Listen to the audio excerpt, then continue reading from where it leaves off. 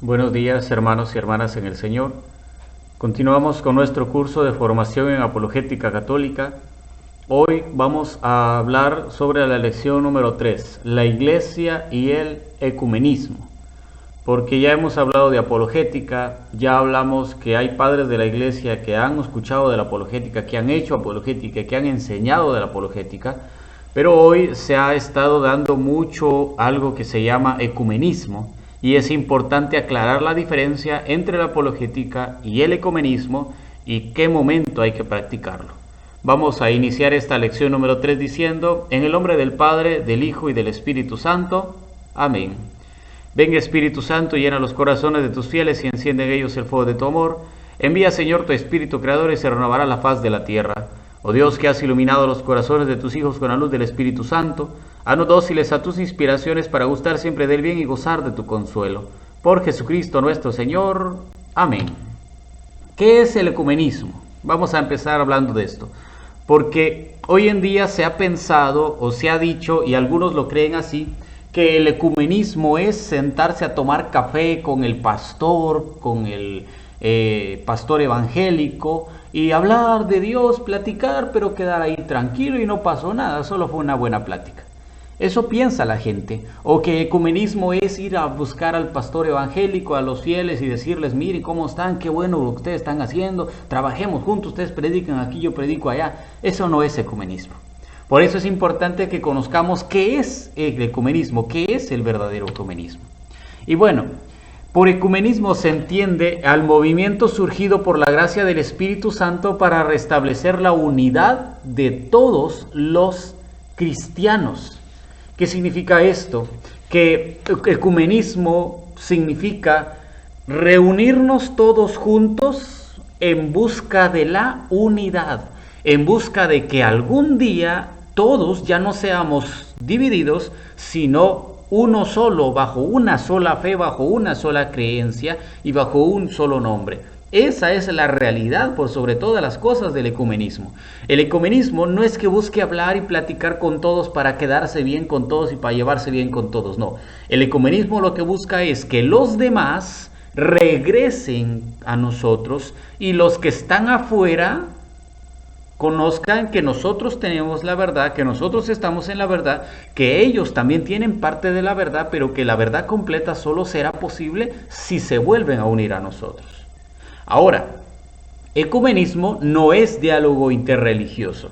El ecumenismo se hace entre los cristianos. El diálogo interreligioso se hace con las demás religiones. Porque no puedo decir que yo voy a hacer ecumenismo contra los anglicanos, que son cristianos, que tienen a la Virgen María, que celebran la Eucaristía, que tienen sacerdotes, que tienen obispos, que tienen una doctrina muy parecida a la de nosotros, y ese mismo ecumenismo lo voy a hacer contra los budistas, por ejemplo, que creen en Buda, no en Jesús, que creen en otras cosas, no en la Virgen María ni en la Eucaristía, o que voy a hacer ese mismo ecumenismo con los islamistas que creen en Mahoma y en Dios Alá. No puedo hacer lo mismo porque ellos creen en una cosa y nosotros en otra. Entonces, eso ya se llama diálogo interreligioso. Pero hoy nosotros vamos a hablar de lo que es el ecumenismo entre cristianos, entre nosotros los que creemos en Cristo, los que lo tenemos como piedra fundamental de nuestra fe, aunque en la práctica quizá hagamos cosas totalmente distintas. La palabra ecumenismo se deriva del griego oikomené, que el término oikos, que significa casa, hogar, y el término mené, que significa permanecer. Lo que unido nos da a entender que el ecumenismo es, oikomené, es la acción que busca que todos convivan bajo la misma casa. Entonces, aquí queda clarísimo el concepto de ecumenismo. Ecumenismo no significa vamos a platicar con el pastor a ver quién tiene la razón, y si él dice que es verdad, pues entonces hagamos lo que él dice. No, no es eso. El ecumenismo dice: voy a hablar con el pastor y algún día el pastor va a regresar a la Iglesia Católica y volveremos a ser uno solo. Esa es la idea del ecumenismo. Pero primero vamos a hablar qué es lo que nos une, cuáles son las cosas que parecemos, cuál es lo que más cercano estamos, antes de empezar a ver cuáles son las cosas que nos diferencian y cuál es lo que llega más lejos de nosotros. Con el correr del tiempo, el uso del ecumenismo, del término ecumenismo, se extendió al diálogo interreligioso, aunque eso resulta inapropiado, como les venía diciendo, porque son diferentes creencias, porque no es lo mismo luteranos, anglicanos, calvinistas, metodistas, reformados, que decir islam, budista, por ejemplo, porque ya son cosas totalmente distintas, que ya no tienen mucho fundamento entre uno y otro. Nosotros creemos en una cosa y nos respetan, y ellos creen en otra cosa y los respetamos. Entonces eso es el diálogo interreligioso. En cambio, el ecumenismo es entre cristianos. El ecumenismo, busca la unidad visible de los cristianos que profesan la fe común en un Dios uno y trino, revelada por nuestro Señor Jesucristo. Entonces el ecumenismo es prácticamente para los cristianos. El Papa Benedicto XVI, en su encíclica Spe Salvi, en el numeral 4, escribe: esta vida verdadera hacia la cual tratamos de dirigirnos siempre de nuevo, comporta estar unidos existencialmente en un pueblo, y solo puede realizarse para cada persona dentro de este nosotros. Precisamente por eso presupone dejar de estar encerrados en el propio yo, sino que ahora salir a buscar a los demás, porque solo la apertura a este sujeto universal, decía el Papa, abre también la mirada hacia la fuente de la alegría, hacia el amor mismo, hacia Dios. O sea que no puedo quedarme yo en el solito, yo católico encerrado en el mí, no.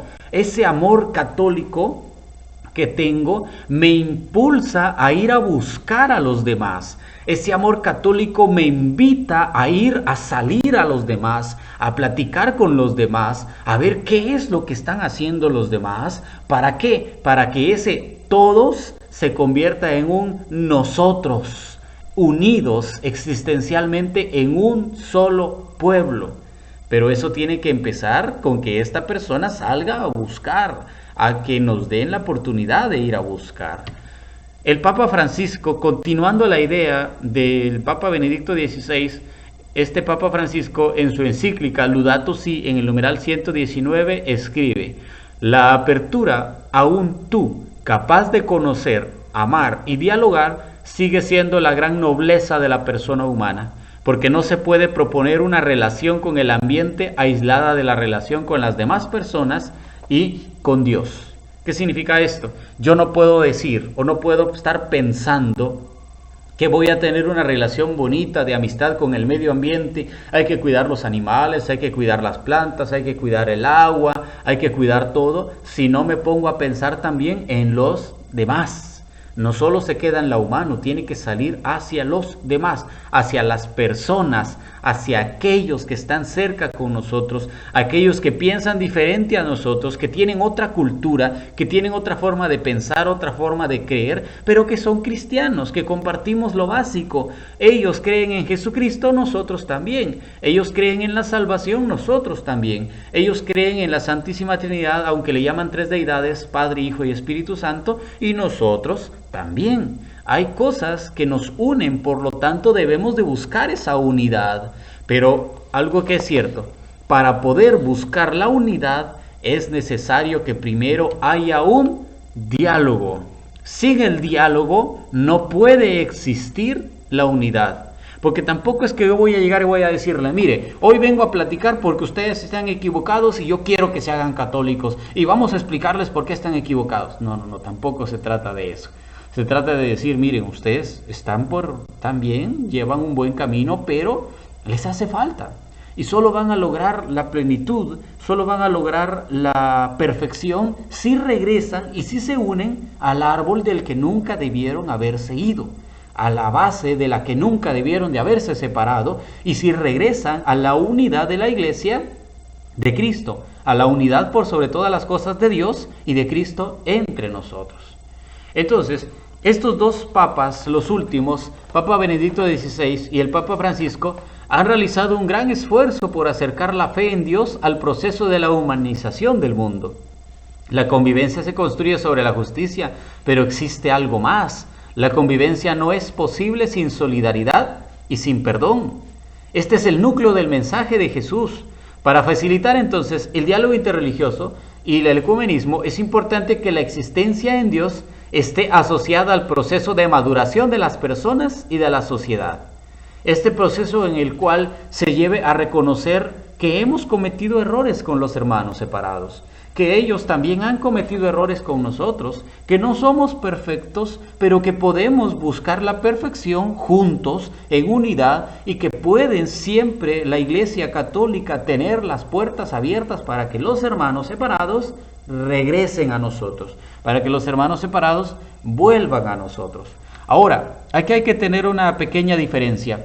Una cosa es las iglesias evangélicas protestantes históricas y las iglesias evangélicas sectarias. Es muy diferente, porque los protestantes, evangélicos protestantes cristianos, creen en la Virgen María algunos, bautizan a niños algunos, creen en la Santa Eucaristía algunos, aunque no la celebren la misa como tal, pero sí la hacen, tienen rezo del rosario algunos, o sea, tienen muchas cosas parecidas a nosotros.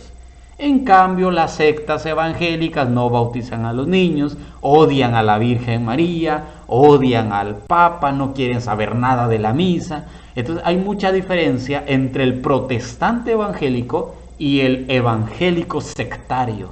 Hay mucha diferencia en eso. Entonces, el ecumenismo está hecho para los protestantes, no para las sectas.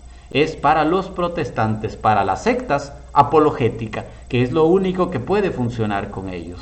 Ahora, hay que hablar de los movimientos ecuménicos, porque esto del ecumenismo ha surgido desde hace mucho, no es nuevo ni moderno, lleva un cierto proceso. Hay al menos 4 movimientos ecuménicos diferentes, pueden haber más, pero vamos a dividirlo en 4 movimientos ecuménicos diferentes. El primero, el ecumenismo entre iglesias cristianas, que es el que hacemos más nosotros, luteranas, ortodoxas, anglicanas y católicas. Segundo, ecumenismo entre el cristianismo y el judaísmo, que compartimos muchas cosas también, no es que estemos tan separados. Tercero, ecumenismo entre el cristianismo y el islam, que esto ya es más diálogo interreligioso. Y cuarto, ecumenismo entre el cristianismo y las regiones orientales, aquellas que no son ni islamistas ni judaístas, pero que tienen diferentes creencias y que también es bueno conocer. Por ejemplo, la cultura china, la cultura japonesa, por ejemplo, la cultura de la India. Conocer un poquito todo esto que no tiene nada que ver con el cristianismo y que tampoco tiene nada que ver con el judaísmo o con otras confesiones. Entonces, 4 movimientos distintos. Nosotros nos vamos a basar más en el primero, ecumenismo entre iglesias cristianas, luteranas, ortodoxas, anglicanas y católicas. Este ecumenismo ha tenido varias etapas. La primera etapa del cristianismo está de 1910 a 1937. En 1908, Spencer Jones y Paul Watson, dos episcopalianos estadounidenses, lanzaron algo que se conoce como la octava por la unidad de la iglesia. Ellos hacían que eran 8 días en los cuales oraban y oraban y oraban para que se hubiera una unidad en la iglesia. Con el pasar del tiempo,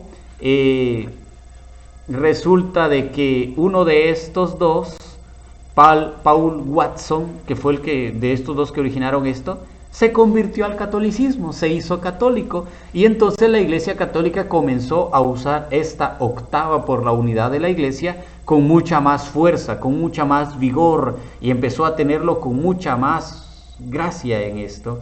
Luego Spencer Jones cambió esta octava de unidad de la Iglesia por el consejo de la octava de la unidad de la Iglesia, y en lugar de pedir por la unidad, pedía por la unidad de la Iglesia anglicana con la Iglesia católica.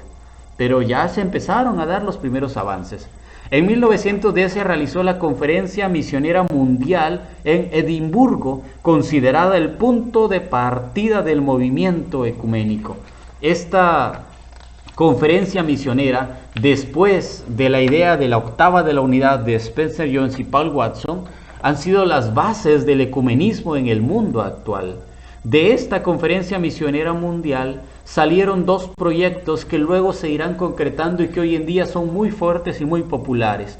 El primero, llamada la Comisión Vida y Acción, promovida sobre todo por el obispo luterano de Uppsala, Nathan Söderblom, y la Comisión Fe y Constitución, promovida sobre todo por el obispo anglicano Charles Brent.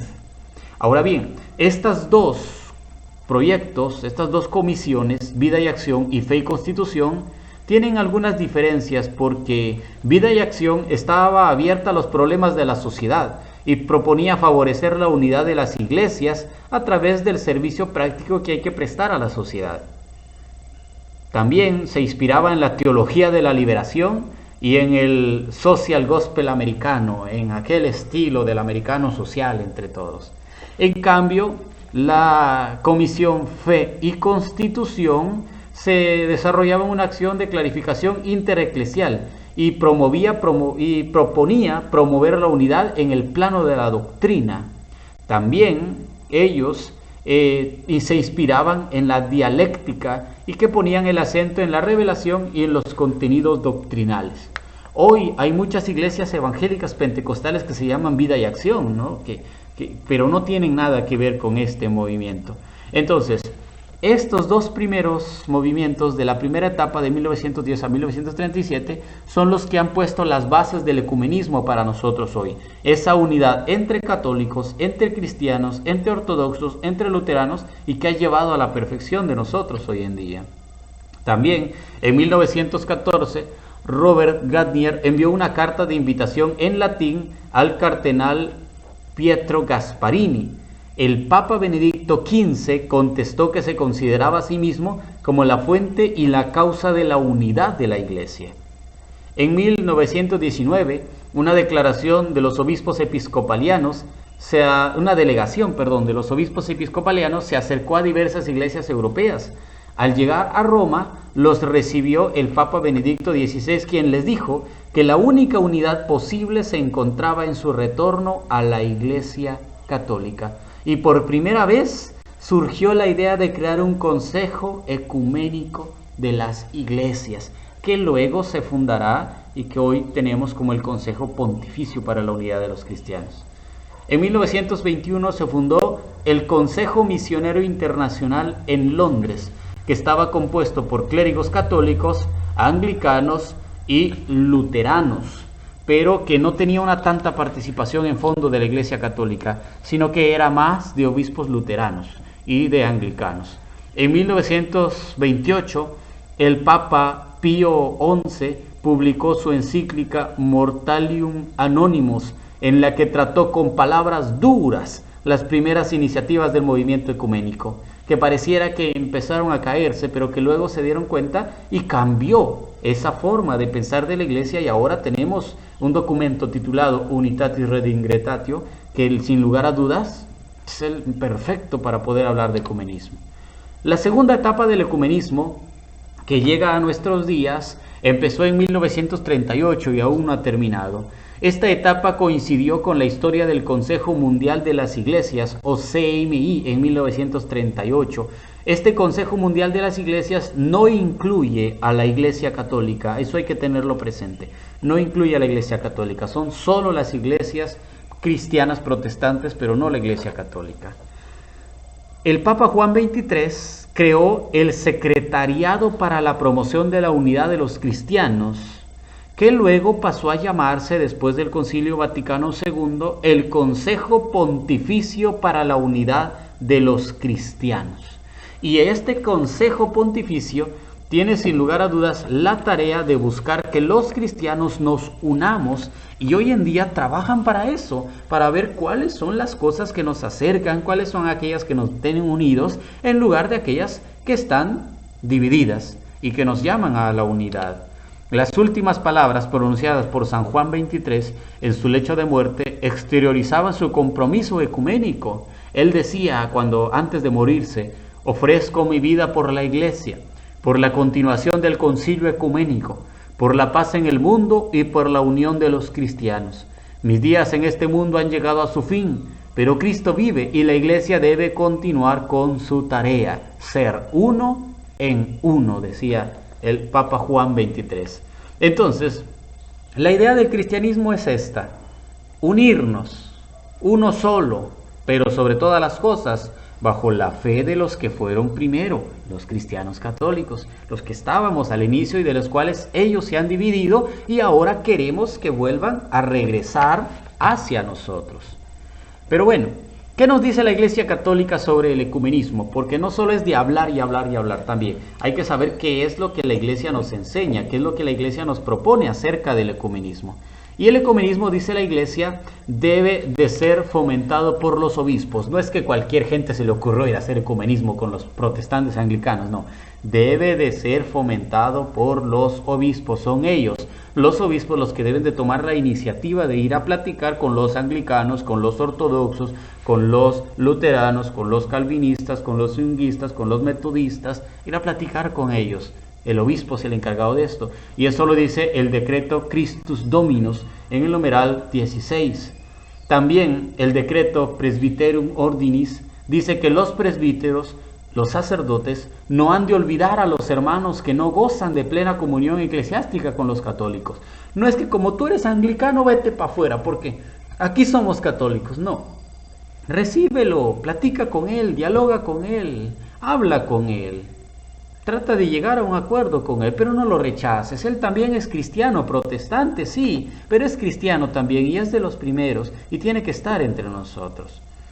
El decreto Ad Gentes Divinitis del Concilio Vaticano II dice también que se ha de cultivar el espíritu ecuménico entre los neofitos. Entre los neofitos, ¿quiénes son esos? Los niños, los pequeños, los chiquitos. Hay que ir cultivándoles que deben de amar a todos, no importa si van a otra iglesia protestante, claro, no secta, que ahí es muy distinto. Aunque hay que amar a los sectarios, ellos a veces a nosotros no nos aman y nos rechazan.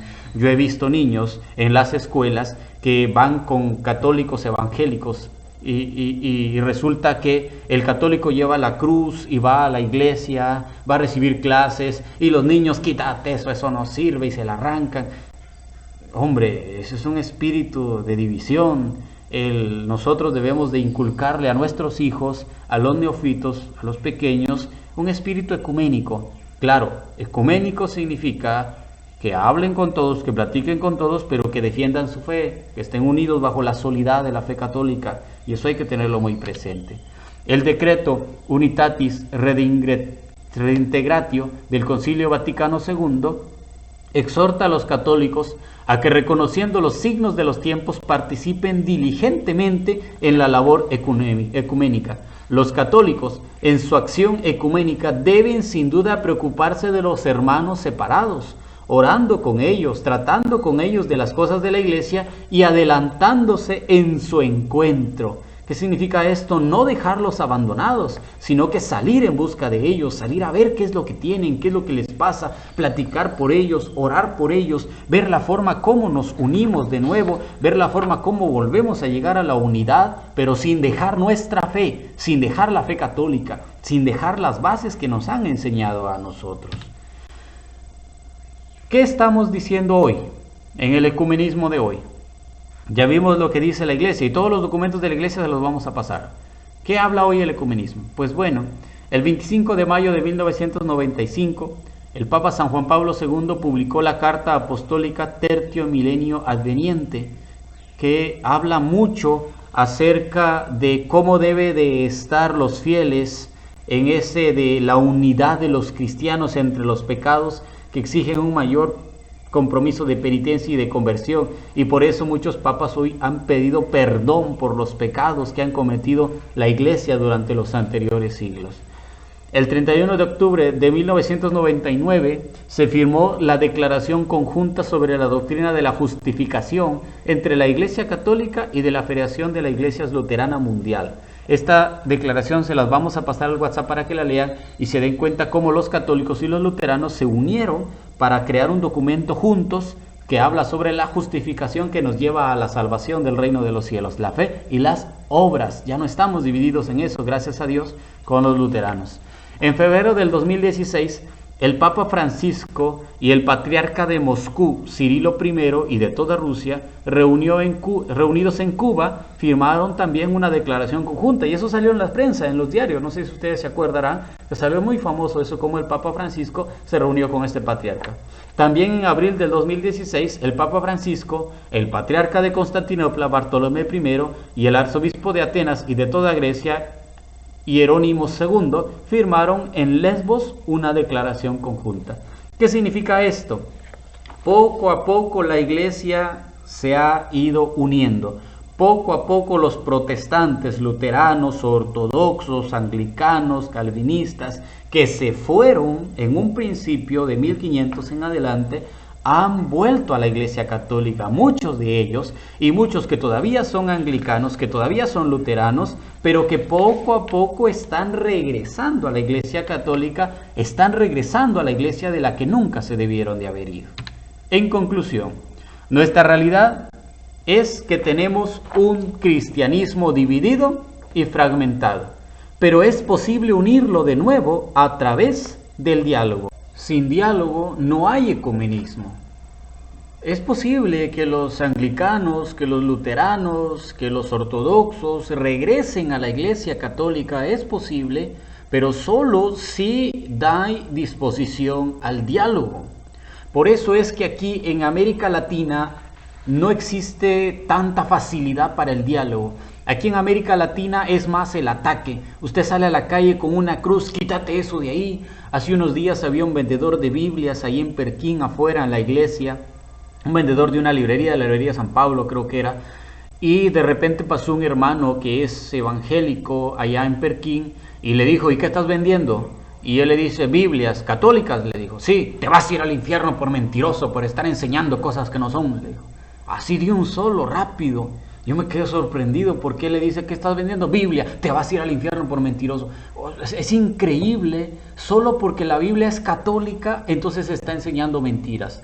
Es increíble cómo aquí en Latinoamérica no hay disposición al diálogo, sino al ataque. Idólatra, hijo de María, María es una prostituta, es que tú eres un papista, es que no te vas a ir al cielo, te vas a ir al infierno, tienes que convertirte. Y hay tanto ataque, hay tanta cuestión que no es posible usar el ecumenismo. Entonces, se puede hacer el ecumenismo solo si hay diálogo. Si no hay diálogo, si hay ataques, si hay ofensas, entonces la apologética. Quedémonos con esta frase. Ante el diálogo hay que usar ecumenismo y ante el ataque hay que usar la apologética. El ecumenismo se usa con los protestantes, anglicanos, luteranos, calvinistas, ortodoxos, y la apologética se usa con las asambleas de Dios, apóstoles y profetas, tabernáculo bíblico bautista, entre otros. Hemos llegado al final de nuestro curso. Que Dios los bendiga y si Dios quiere nos vemos en la lección número 4 del curso. Ave María Purísima, sin pecado concebida. En el nombre del Padre, del Hijo, del Espíritu Santo.